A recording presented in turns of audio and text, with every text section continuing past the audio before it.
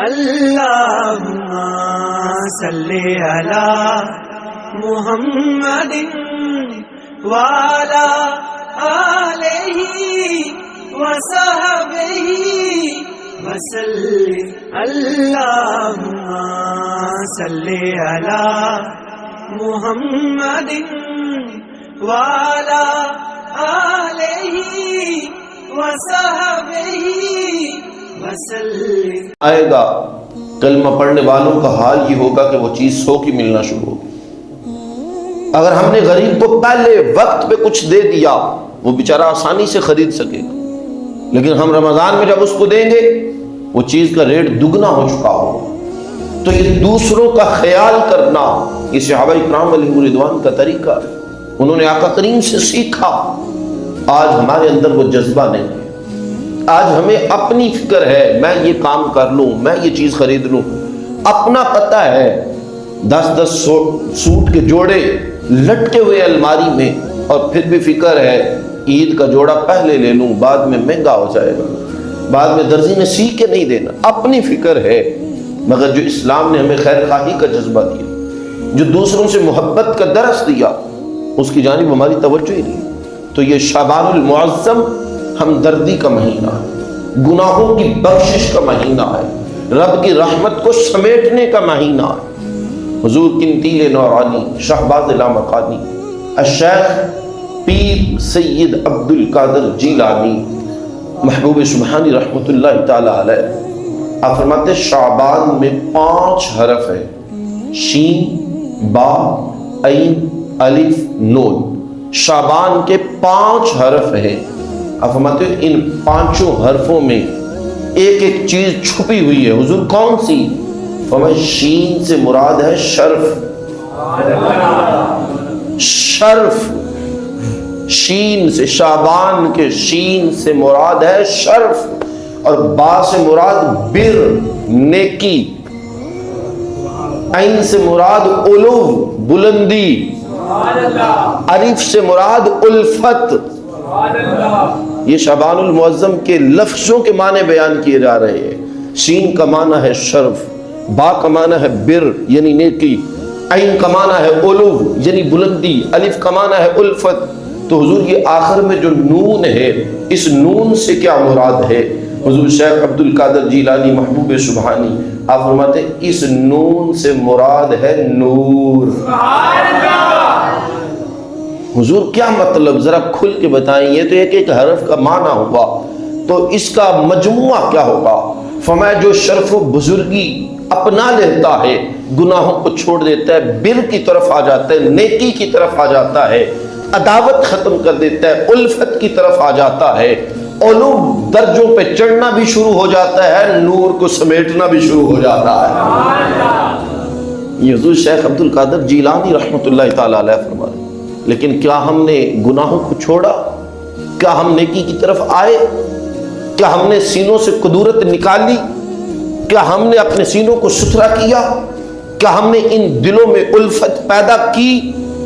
الفت بھی ہم نے دل میں پیدا نہ کی، گناہ بھی ہم نے نہیں چھوڑا، اور چاہت یہ ہے درجہ مجھے سب سے بڑا مل جائے، اعزاز مجھے سب سے بڑا مل جائے، منصب میرے پاس سب سے اعلیٰ ہو.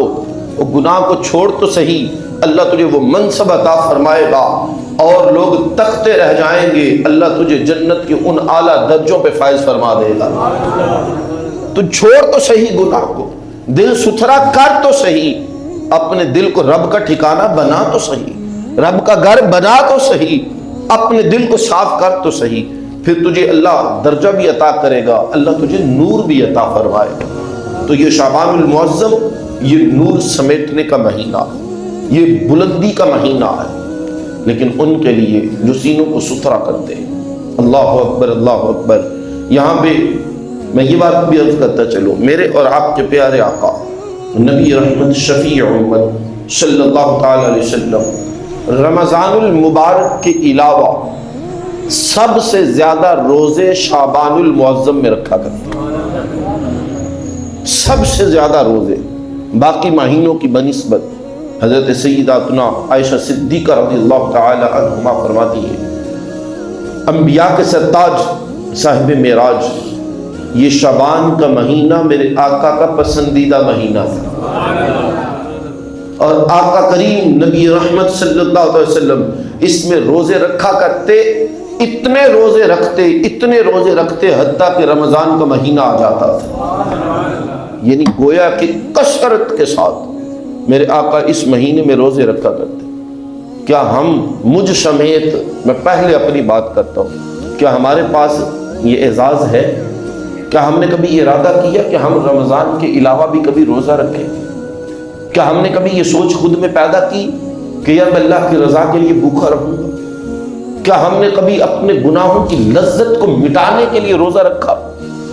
یہ روزہ اتنی بڑی طاقت رکھتا ہے، میرے آقا نے فرمایا جو نوجوان یہ سمجھتا ہے کہ میں گناہ کی طرف چلا جاؤں گا، زنا کی طرف، اسے چاہیے کہ نکاح کرے، اور اگر اس کے پاس نکاح کی استطاعت نہیں، فرمایا وہ روزے رکھا کرے، وہ روزے رکھا کرے۔ یہ نوجوانوں کے لیے ایک وظیفہ بھی ہے، فرمایا وہ روزے رکھے۔ روزہ شہوت کو ختم کرتا ہے، روزہ رب کا قرب دلاتا ہے، روزہ رب کی رحمت کے دروازوں کو کھولتا ہے۔ تو میرے آقا رمضان المبارک کے علاوہ سب سے زیادہ روزے اس شعبان المعظم میں رکھا کرتے ہیں، اور جو میں اگلی بات کہنے لگا ہوں یہ ہر ایک گواہی دے گا کہ جان رحمت نے خوب ترجمانی فرمائی، بجا فرمایا، حق فرمایا۔ حضرت سیدنا اسامہ بن زید رضی اللہ تعالی عنہ آقا کا کریم کی بارگاہ میں عرض کرتے ہیں، یا رسول اللہ صلی اللہ علیہ وسلم، آقا جی میں دیکھتا ہوں کہ آپ شعبان المعظم میں روزے رکھتے ہیں، اتنے روزے کسی اور مہینے میں آپ نہیں رکھتے جتنے آپ شعبان المعظم میں رکھتے ہیں۔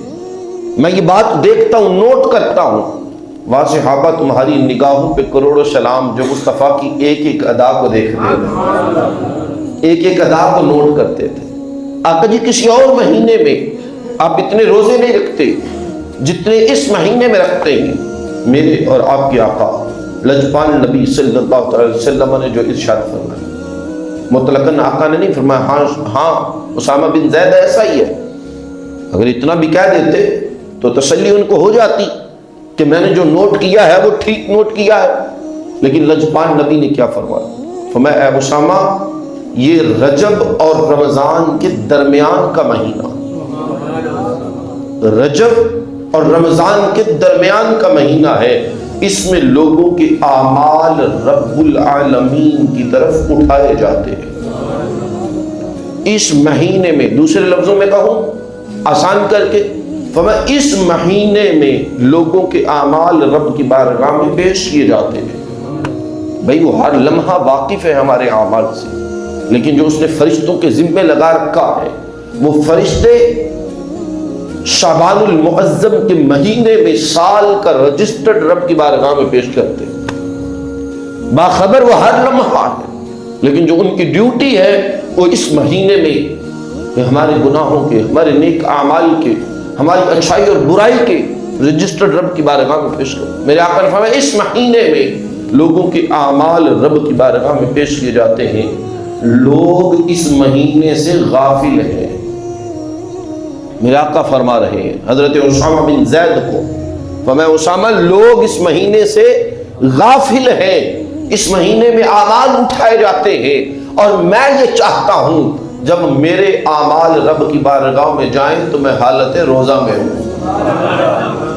میں حالت روزہ۔ ہمارے ایک عالم دین تھے، وہ بڑی خوش طبی میں گفتگو فرمایا کرتے تھے، اور فرماتے تھے جب امتحان ہو نا تو کچھ بچے تھوڑی سی ہوشیاری کرتے ہیں، یار پہلے پیج تے چنگا لکھ لو تے آخری تے چنگا لکھ لو۔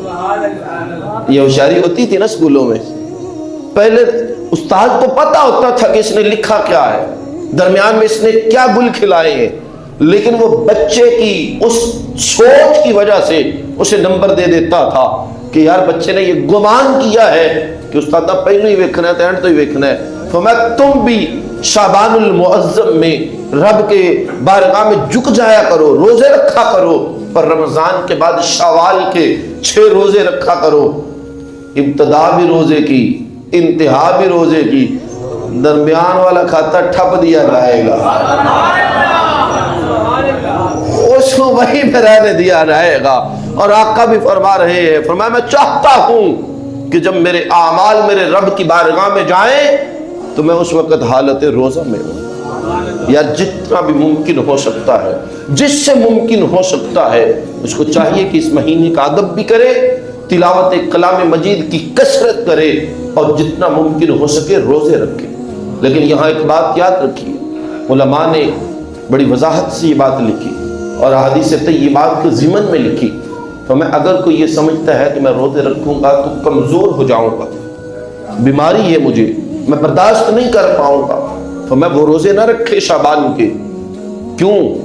اگر وہ شعبان کے روزے رکھتا ہے اور مزید اگر بیمار ہو جاتا ہے تو رمضان کی برکتیں نہیں سمیٹ سکے گا. رمضان کی برکتیں سمیٹنے کے لیے وہ اس مہینے روزے نہ رکھے، وہ تلاوت کر لے. لیکن وہ جو یہ سمجھتا ہے، جس کو یقین ہے کہ میں روزے رکھ کے مزید بیمار ہو جاؤں گا، مجھ سے برداشت نہیں ہوگا.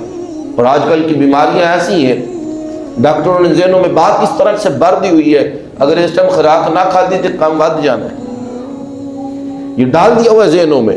مگر جب وہ تقوی والے لوگ تھے وہ تو گٹلیاں چوس کے بھی روزے رکھا کرتے تھے. جب وہ دلوں کی طہارت والے لوگ تھے وہ پانی کے ایک ایک گھونٹ پہ بھی روزے رکھا کرتے تھے. اب ڈاکٹروں نے بتا دیا کہ یہ میڈیسن لازمی کھانی ہے، یہ خوراک لازمی کھانی ہے، نہیں تو ایسا ہو جائے گا.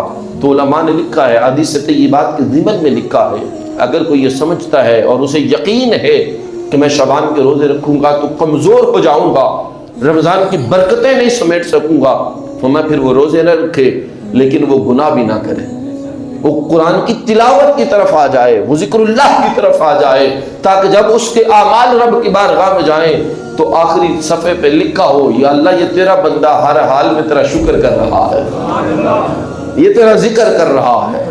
اور یقیناً وہ ہر عمل سے باخبر ہے، وہ تو ہمارے سینے کے رازوں سے بھی جانتا ہے، ہمیں پہچانتا ہے ہم کیا ہیں. ہم بندوں سے 100 بار کہہ رہے ہوں نہیں میں انجدہ تے نہیں نا، ہم 100 بار کہہ رہے ہوں، لیکن دل کے اندر کے معاملات کیا ہے وہ بندہ جانے یا نہ جانے رب تو جانتا ہے نا. وہ جاننے کے باوجود بھی جب ہم اس پہ گمان رکھتے ہیں کہ یار وہ بخش دے گا، تو وہ بھی مسکرا کے اپنی شان کے لائق فرماتا ہے میرے بندے نے مجھ پہ گمان کیا ہے، اب اس کو میں پریشان نہیں کروں گا. وہ رب بھی کرم نوازیاں فرماتا ہے. اللہ اکبر. آئیے آگے بڑھتے ہیں تھوڑا سا اس مہینے کے بارے میں. سیدتنا عائشہ صدیقہ رضی اللہ تعالی عنہ، آپ نے دوسری حدیث مبارکہ میں پھر اس بات کا ذکر کیا. آپ فرماتے ہیں پورے شعبان کے میرے آقا روزے رکھا کرتے، پورے شعبان کے. علماء نے اس حدیث کے ضمن میں لکھا ہے کہ یہ کثرت کے ساتھ الفاظ تھے، اس کو کل کے معنی میں لیا گیا. جس طرح کہ مثال دے کے سمجھایا، یہ کہا جائے کہ بندہ ساری رات عبادت کرنے والا ہے، حالانکہ رات کو وہ پانی کا گھونٹ بھی تو پیتا ہے، کھانے کا لقمہ بھی تو کھاتا ہے. اب وہ کھانے کا لقمہ جس لمحے اس نے کھایا وہ عبادت تو نہیں کر رہا، پانی کا گھونٹ جس لمحے پیا وہ عبادت تو نہیں کر رہا، وہ اتنا حصہ تو عبادت سے رہا غافل، تو اس کو بھی عبادت میں شامل کیا جاتا ہے. یہ کہہ کہ ساری رات، کیونکہ اکثر کل کے معنی میں بولا جاتا ہے، تو فرمایا سارے روزے شعبان کے میرے آقا رکھا کرتے.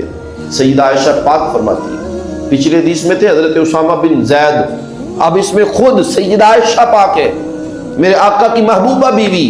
اب فرماتی ہے میں نے عرض کیا یا رسول اللہ صلی اللہ علیہ وسلم، کیا سب مہینوں میں آپ کے نزدیک پسندیدہ شعبان ہے؟ آپ کے نزدیک مہینوں میں پسندیدہ شعبان کا مہینہ ہے؟ میرے آقا لجپال نبی قبل اس سے کہ جواب ارشاد فرماتے، سیدہ عائشہ پاک نے آگے خود عرض کر دیا، آقا جی چونکہ آپ اس مہینے میں روزے بڑے رکھتے ہیں، بڑے روزے رکھتے ہیں آپ اس مہینے میں، کیا پسندیدہ مہینہ یہ ہے؟ لجپال نبی صلی اللہ علیہ وسلم نے ارشاد فرمایا عائشہ، اس سال مرنے والے ہر جان کے بارے میں شعبان کے مہینے میں لکھا جاتا ہے. جو پورے سال میں مرنے والے پیدا ہونے، بھئی لکھا تو ازل سے ہے، تو اس لکھنے سے مراد کیا ہے؟ فرمایا اس شعبان کی 15ویں شب کو وہ لکھے ہوئے رجسٹرڈ اللہ فرشتوں کے سپرد کر دیتا، وگرنہ اس نے لکھا ہوا ازل سے ہے، وہ رجسٹرڈ فرشتوں کے سپرد فرماتا ہے. تو فرمایا کہ جان جس کے اندر آنی ہے وہ بھی اس مہینے میں لکھا جاتا ہے، جس نے مرنا ہے وہ بھی لکھا جاتا ہے. تو میں اس مہینے میں روزے کیوں نہ رکھوں؟ میں چاہتا ہوں کہ جب اپنے رب سے ملاقات کروں تو میں حالت روزہ میں ہوں، حالت روزہ میں. عزیزان گرامی، کبھی ہم نے اپنی موت کی فکر کی ہے کہ ہم کس حالت میں اپنے رب کو ملے گے؟ تھوڑا سا ایک لمحے کے لیے سوچئے، کیا کبھی زندگی کے کسی دن، کسی رات، کسی لمحے ہم نے غور کیا کہ یار مجھے موت کیسی آنی چاہیے؟ کبھی ڈیسائیڈ کیا ہم نے؟ یہ تو ہم سوچتے ہیں میرا گھر ایسا ہونا چاہیے، میرا کاروبار ایسا ہونا چاہیے، میرا سفر ایسا ہونا چاہیے، میرے رشتہ دار ایسے ہونے چاہیے، میرا لباس ایسا ہونا چاہیے۔ کبھی یہ بھی سوچا ہے کہ ہماری موت کیسی ہونی چاہیے؟ کبھی اس معاملے میں غور کیا؟ حضور سیدنا داتا گنج بخش علی جویری رحمۃ اللہ تعالی علیہ آپ فرماتے ہیں کفن سل کے بازاروں میں آ چکے ہوتے ہیں، پہننے والا بے خبر گھوم رہا ہوتا ہے، اسے خبر ہی نہیں ہوتی، بے خبر گھوم رہا ہے اور اس کا کفن سل کے بازار میں آ بھی چکا ہے۔ کیا ہم نے کبھی غور کیا اس بات پہ؟ اپنی موت کو یاد کیا ہم نے کبھی؟ شعبان کے مہینے میں ہی صحیح، جس مہینے میں لکھا جائے گا کہ اس نے جینا ہے، اس نے مرنا ہے، اس مہینے میں بھی کبھی ہم نے موت کی فکر کی؟ نہیں، ہم بھول بیٹھے اپنی موت میں۔ عزیز، آج وقت ہے، آج اپنی موت کو یاد کر، کیونکہ پھر اگر تو پچھتائے گا، پھر پچھتاوا تیرے ہاتھ نہیں آئے گا، پھر پچھتاوا تیرے ہاتھ نہیں آئے گا۔ آج وقت ہے۔ اللہ اکبر، اللہ اکبر۔ بخاری شریف کے حدیث مبارک کبھی اس ضمن میں شاہد و گواہ ہے کہ اس شعبان المعظم کے مہینے میں میرے آقا علیہ السلام نبی سب سے زیادہ روزے رکھا کرتے۔ یار اس مہینے کی جتنی احادیث میں ان میں روزوں کا ذکر ہے، بخاری کی ہو، سنن ابی داؤد شریف کی ہو، سنن نسائی کی ہو، روزوں کا ذکر ہو۔ اور جو بخاری شریف کی ہے اس میں یہ الفاظ بھی ہیں، کریم آقا نے فرمایا اپنی استطاعت کے مطابق عمل کرو، جتنی استطاعت ہے۔ اگر خیرات کر سکتے ہو خیرات کرو، قرآن کی تلاوت کر سکتے ہو قرآن کی تلاوت کرو، اگر سجدہ ریزی کر سکتے ہو سجدہ ریزی کرو، روزہ رکھ سکتے ہو روزے رکھو۔ فرمایا اللہ اس وقت تک اپنا فضل نہیں روکتا جب تک بندہ اکتا نہیں جاتا۔ اب تیرے سپرد ہے معاملہ، تو اکتائے تو اکتائے، رب اپنا فضل روکتا۔ تو جو چاہے مانگتا رہے، جب چاہے مانگتا رہے، عطا کرنا اس کا کام ہے، اکتانا ہے تو تو نے وہ دیتے ہوئے تھکتا نہیں، یہ اس کی شان ہے، وہ عطا پہ عطا کیے جا رہے۔ لیکن ہم ہی کب مانگ رہے ہیں اس سے؟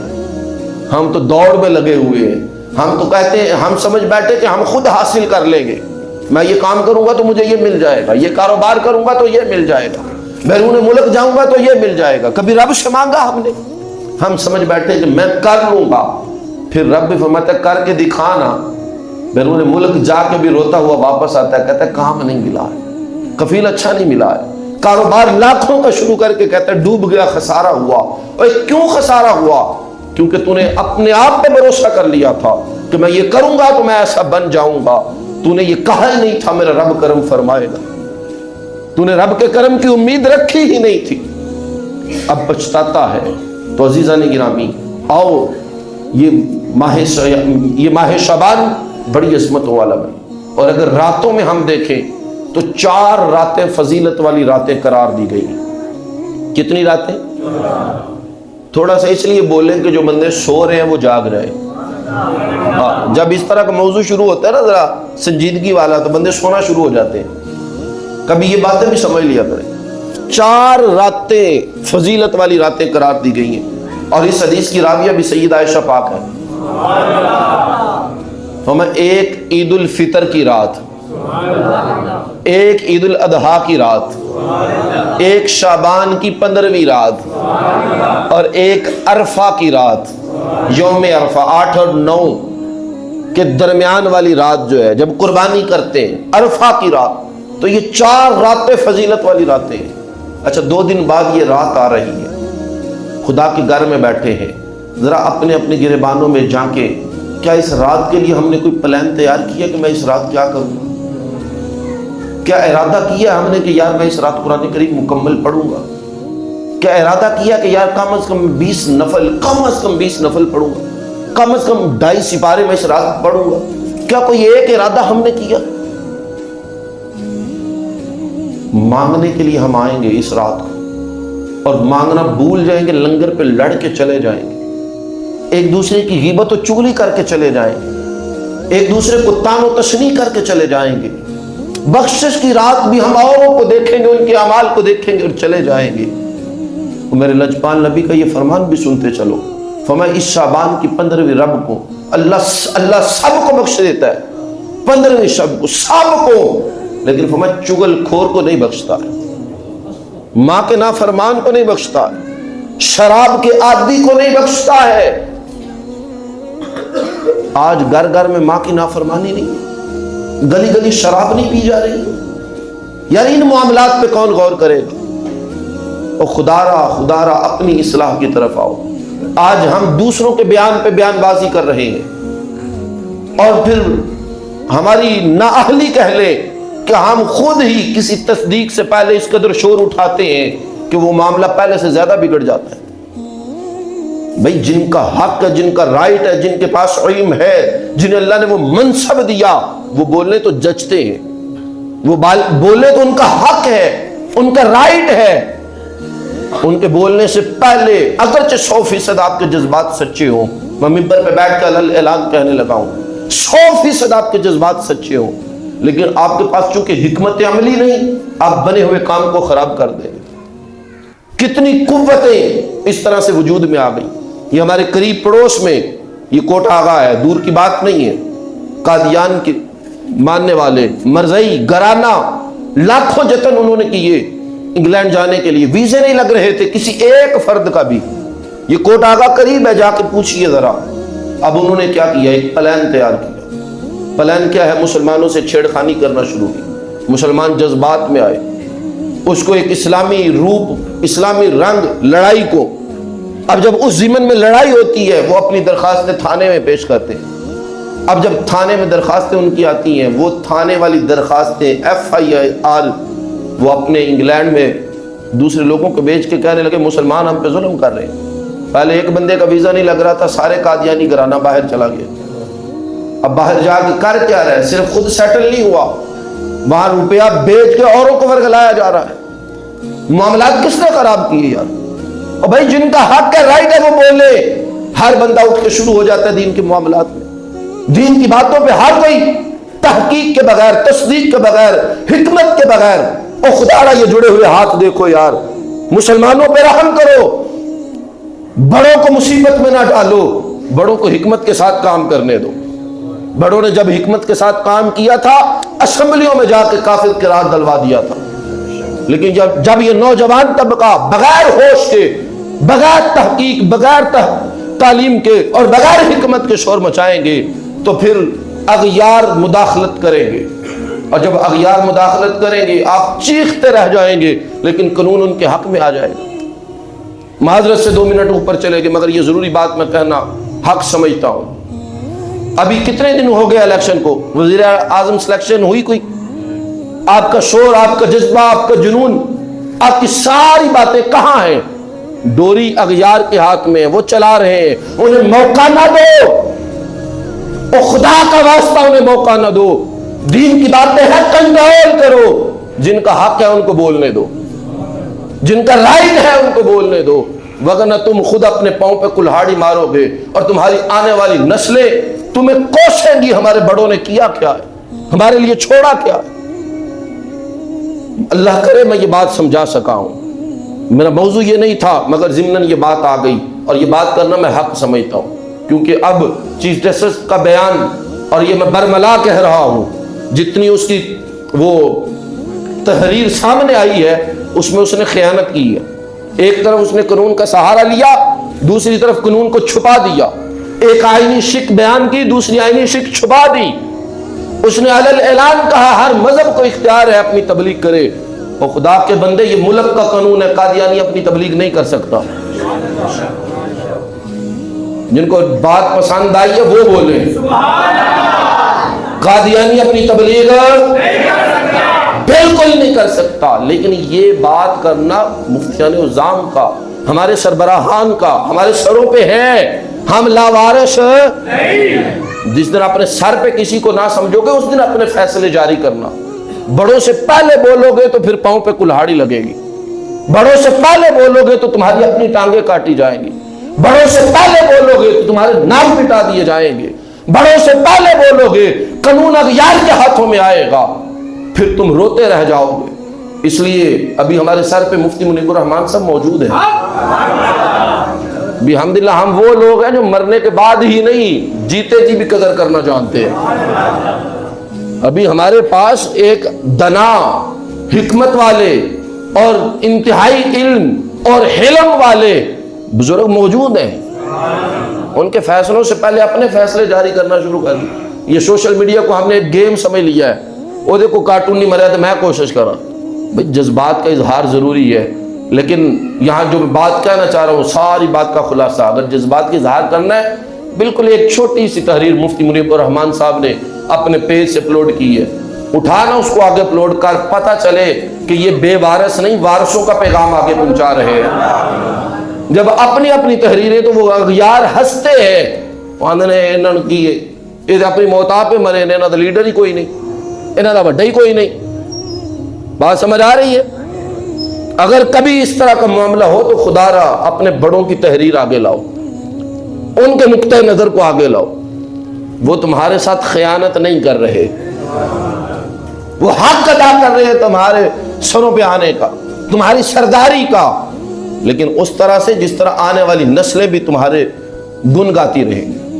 تو یہ شعبان کا مہینہ ہے، اس میں جتنا ممکن ہو سکتا ہے اپنے رب کو راضی کیجیے، اپنے آپ کو دیکھیے کہ ہم کتنے گناہوں میں لتھڑے ہوئے. اور میں آخری بات عرض کرتا چلوں، اس ضمن میں پوری احادیث بھی ہیں، پورے باب بھی ہیں، لیکن وقت کافی اوپر ہو رہا ہے. شعبان کا مہینہ چھریاں پٹاخے چلانے کے لیے نہیں ہے، رب کو منانے کے لیے. اب سبحان اللہ کی آواز تو مجھے آ گئی، لیکن یہ سبحان اللہ بولنے والے نے ہی اپنے بیٹے کو پیسے دیے، جا جان چھاڑو تو ڈبی للہ ہے جی، معذرت کے ساتھ. اور جی کی کریے، مانتا ہی نہیں جی، پھر ان کی کریے جی. اگر اب نہیں نہ مانتا تو پھر بعد میں جب وہ کسی کے ہاں پٹاخہ چلا کے کیس بنوا کے گھر آتا ہے تو پھر تو بھی اس کی راہ مان، اس کو بھی پتہ چلے کہ آئندہ میں نے یہ حرکت کرنی. پھر تھانے کچہری بھی تو اس کے پیچھے جاتا ہے، منتیں ترلے بھی تو اس کے لیے کرتا ہے، اور بعد میں کسی کی داڑھی پکڑنے سے پہلے اپنے بیٹے کے آگے ہاتھ جوڑ لے، اس کو بتا دے کہ بیٹا یہ گناہ بھی ہے اور معاشرے میں ذلت کا باعث بھی ہے، یہ شرمندگی کا باعث بھی ہے. کیا آئے روز اخباروں میں ہم دیکھ نہیں رہے، وہ جی بچے نے پٹاخہ چلایا تو اس کے ہاتھ جل گئے، بچے نے پٹاخہ جلایا تو اس کی موت واقع ہو گئی، بچے نے پٹاخہ جلایا تو لڑائی ہو گئی، بچے نے پٹاخہ جلایا تو والدین آپس میں ایک دوسرے سے لڑ پڑے. اور یہ شعبان اس لیے تو نہیں آیا کہ تم لڑائیاں شروع کرو، تم اپنے آپ کو جلا کے بیٹھ جاؤ. شعبان اس لیے ہے کہ تم رب سے اپنی بخشش کروا لو. اللہ اکبر یا رسول زندہ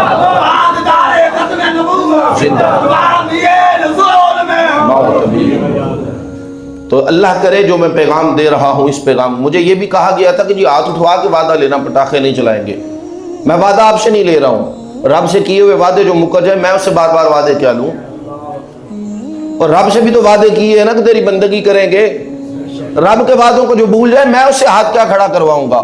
لیکن اتنا ضرور سوچ لینا کہ یہ وہ عمل ہے جو رسول اللہ کو پسند نہیں ہے، یہ وہ عمل ہے جو شیطان کے چرخوں کو پسند ہے، شیطان کو پسند ہے، رحمان کو پسند نہیں ہے. اور آخر میں اس بات کے دلیل کے لیے، اپنی ایمان کی غیرت کے لیے، اور اس بات کو بالکل ذہنوں میں، دلوں کی تختیوں پہ لکھ کے کہ ہم کسی بھی مذہبی معاملے میں اپنے سربراہان سے آگے نہیں بڑھیں گے، ان کی تحریروں سے پہلے اپنے فتوے جاری نہیں کریں گے، ان کے نقطہ نظر سے ہٹ کے اپنا نقطہ نظر بیان نہیں کریں گے. اس بات کو دل میں رکھتے ہوئے، یہ عہد کرتے ہوئے کہ آقا جی جو آپ کی ختم نبوت پہ ڈاکہ ڈالے ہمارا کچھ نہیں لگتا، اس بات کے اعلان کے لیے یہ نعرہ لگانا ہے، تاجدار ختم نبوت یا اللہ جن کے ہاتھ اٹھے ہیں ان ہاتھوں میں غلاف کعبہ آ جائے، کبھی کسی کے محتاج نہ ہو. تاجدار ختم نبوت، تاجدار ختم نبوت، وما علی الا البلاغ.